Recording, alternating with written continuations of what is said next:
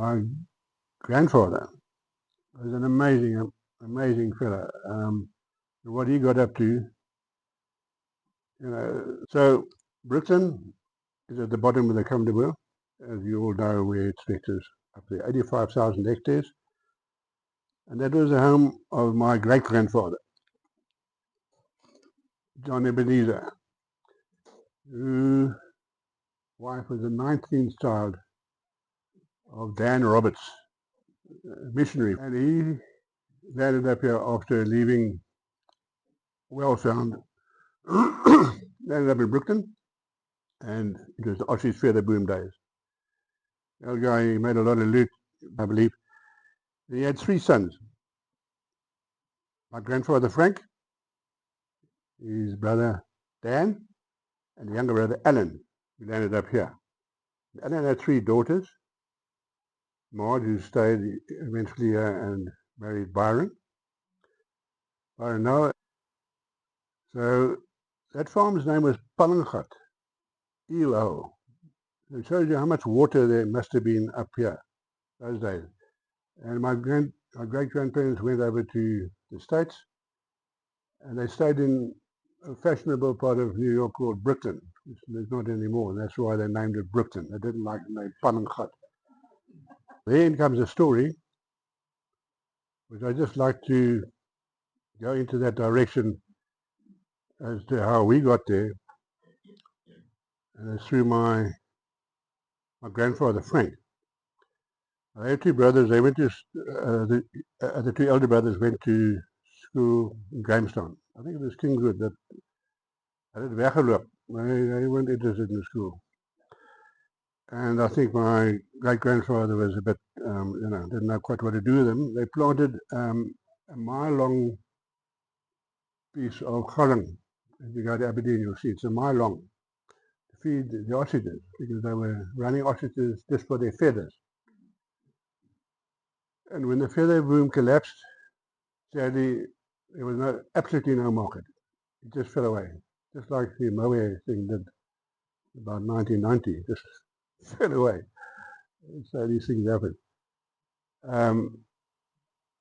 Then they got some money from my great-grandfather, and they went up because they were sold on irrigation. They just knew they could grow a lot of food, and they ran ostriches there, and it was just booming time. And so these 2 guys went up there with their wives. Their 3 big brothers married 3 butler sisters from Craddock. The 4th butler sister married old boy Foster. It's Bill Foster's dad. Okay, so there was 3 big brothers and 3 butler sisters, so they're all double cousins. And boy Foster used to work for my grandfather. He married Auntie Kay. So they somehow were the Minister of Lands, but my grandfather was a very persuasive guy, apparently, and he persuaded them to give them land, which is now Louisville, next to Uppington, just below Uppington. A huge irrigation settlement now. But there was nothing. So these 2 guys trekked up with their families, and they lived in tents, skipped water out to Orange River, and put willow tucker in to get it clear. But they developed a hell of a thing, and they built a weir across the Orange River, the same as what they built in Brooklyn. And they knock in iron standards, and they put a sink plant and tucker and logs, and they bring the water. They don't build a big weir across the river like that. They can fetch the water over there and they chuck it this way. And they built a weir like that when it was dry on the Orange River. When they had those huge floods where the water went through Douglas, you remember a couple of years ago? It went right through Douglas. And it was one of the 2 weirs that survived on that whole system. Now, anyway, and they established this place with weirs. They had donkeys, they had things called a Hobson leveler, and oxen with scoops. And they sold those plots, 30 Morgan plots, only to supper. South African party. And they're all Afrikaans guys. There's a huge settlement, and there now, I was there a little while ago, huge school named after my grandfather, and you walk in there and there's a huge photograph of him. Frank Biggs Gedenk School. It's a junior school, about 600 pupils, and it's beautiful. Yeah. Anyway, they're very pleased to see me, and that's going on there. Anyway, so then when my dad got to school going age, they wanted him to, come to United. So they sold, my grandfather took all those bonds and bought Freda and Langfontein. I think he was bonded up to the hilt at that stage. Anyway, so they moved there, and yeah, it's 102 years ago now that they moved in there, and then my dad went to school here, and so on and so on. But I want to just tell you that whilst my grandfather was up there, he had an idea to build a weir across the Orange River where the Van der Kloof Dam is today. He had to get he had to borrow £40,000. And it's just before the Depression. It was around 1928. He went overseas with a letter from Jan Smuts and from Denise Reitz. Denise Reitz he knew personally through Denise Reitz's mother was a Christian Scientist, and that was the sort of region of the day. That's when my great-grandparents went over to the States, came back as Christian Scientists. And his mother was a Christian Scientist, and so they met up there. Anyway, so you got a letter from Denise Reitz and from Smuts. Reading letters, we got them on the farm there, and off he went to the UK. He could only manage £14,000 of promissory notes. Came back very depressed. Wrote the letters and thanking them all. And there today stands for the Kloof Dam. But in option of 8,000 Morgan underneath this dam. So if it happened, well, I'm telling you, it didn't happen because I wouldn't be here today. Anyway, so that is how the biggest landed on Freda, and yeah, and my grandfather, they got notified that because of Lake Mens, dams had to be built for the last time on the catchment area dams. One was Bloemhof. Had to build a dam, the Camdeboo Dam, yeah, which Doc Olivier's family did, and our dam, and there's meant to be one Long Acres Wheatlands way. Anyway, that was a hell of a job in those days. It was a depression, and my grandfather knew Willie Asher. You know where Willie Asher lived? Next to, just opposite Derek Light. And he was a very wealthy fellow. He had the sort of franchise here for barbed wire, netting, iron standards, gates, and all that sort of stuff. But he ran a big soup kitchen during the Depression. And my grandfather went to him and said, listen. So he said, sure, you lend him the money, but he'd take 100 of those families off his hands. So he bought 600 sheets of corrugated iron. He borrowed £2,500. He bought 600 sheets of corrugated iron, 6 sheets for every family, in case it rained. The rest was wattle and daub, and they built their houses in the basin. And so as they moved back using the firewood, they chopped out all the trees and moved back and back in case the river came down. And he bought 3 tip trucks and spades and picks and shovels and things. And they built that dam. Took them 3 years by hand, really, basically loading and offloading. It's a huge wall. I don't know if any of you have seen it. It is 50 foot high and it's packed with rocks, 5 foot layers, 5 foot high, 5 foot wide, 5 foot high. The water ran over there the other day for the first time, and it went right over the top. The spillway couldn't take all the water. Unfortunately, the dam didn't break. Anyway, so that's the biggest in Freda. And I took over from my dad. He moved to town, he moved to Colliston, yeah, and then Jonathan's been there now for the last 10 years or so. And I'm staying on the farm helping him when I can, when he wants me to. My grandfather actually bought Langfontein, but when he died, they sold Langfontein, and along came the Luscombes. And we were very pleased to have them as neighbours for years. On Simon's dad, Colin, he was such a vibrant and Rhoda. They were loud people, you know. And I don't know, when came onto the yard, you know, we kids would just run away because he'd say, hey, look what you're doing, you know, come on. loud, they all ran away. We were at our holiday camp, you come and sit down and come and talk to you like this, chatting, you little as. Sort of impressions one has, as you all know, it's the lasting impression. The old man, he's a wonderful guy. I'm really sorry that he died very early in his life. And his beautiful wife, she was left to run the farm. And she just did a fantastic job. One of them sitting here. Yeah, and it was very sad. The rest of the family as well. And then, but they were naughty. But David, he was willig. And somehow, Andre must have annoyed him, David. And he says to Don, lock the old girl up, and they locked her in. There was underground basement, was the pantry. When she was down there, they locked it, went outside. Can you imagine? So, but people like Andre, women who lose their husbands when they're young on farms, I think of so many people, so many that we know, there was Estelle next door to us, to Andre, Judy, Tugbow, Linda, they just carry on. They just farm, just carry on. There's nothing else to do. But I have great admiration for them.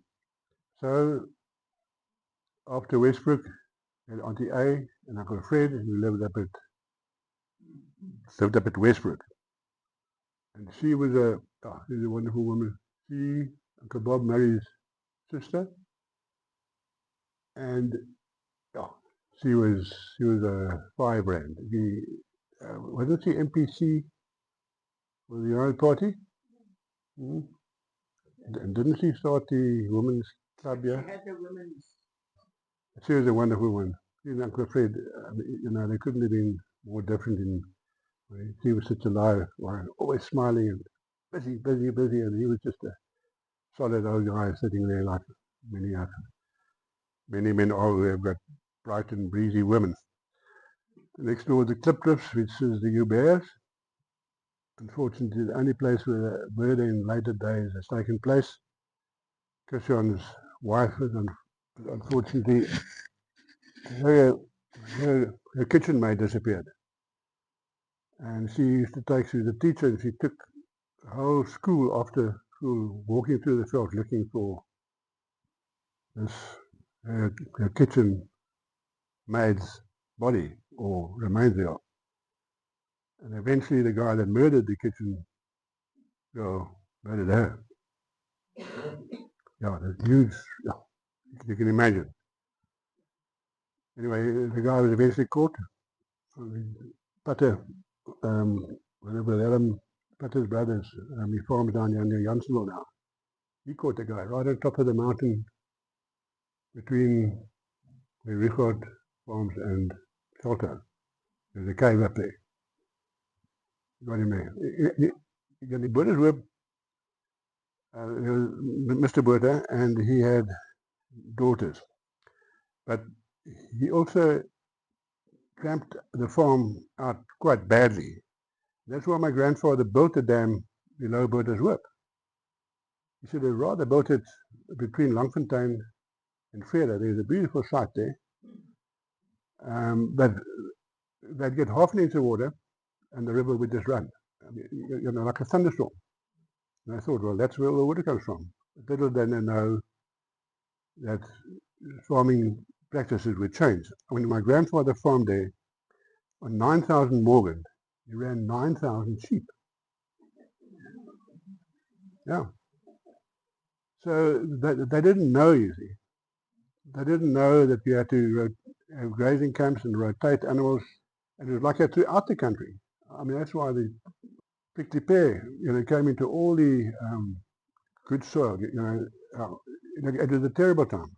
There were 44 million sheep in this country in those days. Now I think it's about 12, 15 million. Shows you. So next door, Mr. Botha had this place, and it was camped out, and it was innocence. And now the Merrifields bought there. He started farming much better, so we hardly get any water from Botha River to our big dam anymore, unless it rains a lot, like it did just the other day. Anyway, but I want to tell you a story about Botha. Holden and Denny, my dad's brother, Dr. Denny. Holden, there was a big bull on the gate, was Rondegat, was the name of the farm. Rondegat. And they went and painted in N, Rondegat, and 3 meisies. Rondegat and 3 meisies. Anyway, so Mr. Botha was very upset about that, and he changed the farm name to Botha's Whip. After the war, it was a very difficult time, because as you know, before the war, there was also quite a German, sympathetic German population, yeah, and you'll know, if you read the book, if you haven't, by 7 Boats by Richard Stone, excellent book, how they managed to get into the Second World War. And it was only because of Herzog bragging the Nats actually were going to win the vote in Parliament. Herzog was bragging about the Germans, but how well they had beaten Holland just the day before. They'd smashed, went into Holland in just like in a few days, took it over. And the sentiment amongst the nationalists has changed like that. And they voted to go to war against the Germans. That's amazing, eh? By 7 votes. Okay? Here's Simon. Oh yeah. There's the tennis court all there, and the clubhouse and everything. And there was quite a big cement reservoir and a windmill next to the reservoir, of course. And these guys were climbing up the windmill and jumping into the, and they weren't little actually, and they just poof, bomb drop, and yeah, anyway, that was my first time I met these rowdy, those innocents. They were full of life. Yeah, yeah, wonderful guys. Simon was a fantastic neighbour. Yeah. We had a fire once on Freda. It was amazing. We had one of those square auger chimneys made out of wood. And I don't know if we'd stoked up the auger, we could soak it up too much or something. Anyway, this thing caught alight and fell on the, it didn't fall that way, it fell on the gutter, and it started burning through the skirting board. And my garden boy, who lived up next to the school, was outside, and he looked down in the can't have a look. And he rushed into the house. He said, "Chef, this is nie brand." I found Simon. I tell you, Simon was in there within about 10 minutes. Yeah, so it had fallen, and Simon was there in no time with buckets and fire extinguishers and so on. Anyway, I won't digress about the garden boy, but it was his brother that did the murder. The United Party and Nationalist Party problem, and it slowly sort of, the Afrikaans people in the community, they all went up to Van der Waldschut, though he was a sop, but they were Afrikaans, and they went there, and the English community came to Freda to play tennis. John, when did your dad started the Farmers Association? Split. Yeah. So when John's dad started the Camdeboo Farmers Association, which worked for years, I'm sure, because it was a farming interest. But there was still the sort of yellow Rooinekke and yellow Boere and all that sort of horrible stuff. And it's very difficult for those of us that, like in my case, my mother was Afrikaans,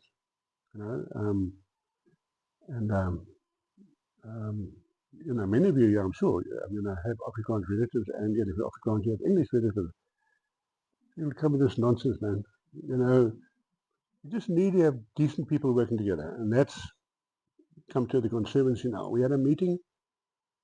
I was chairman of the Farmers Association. We were addressed by the police. There was one or two murders around Grahamstown, and everybody's getting quite hyped up. And they came to us to tell us what we should do. After the meeting, I felt almost, I was sick at the thought of putting up searchlights and barbed wire and dogs and stuff. I said to the guy, no. Ricky and I and the kids had just been up to Zimbabwe.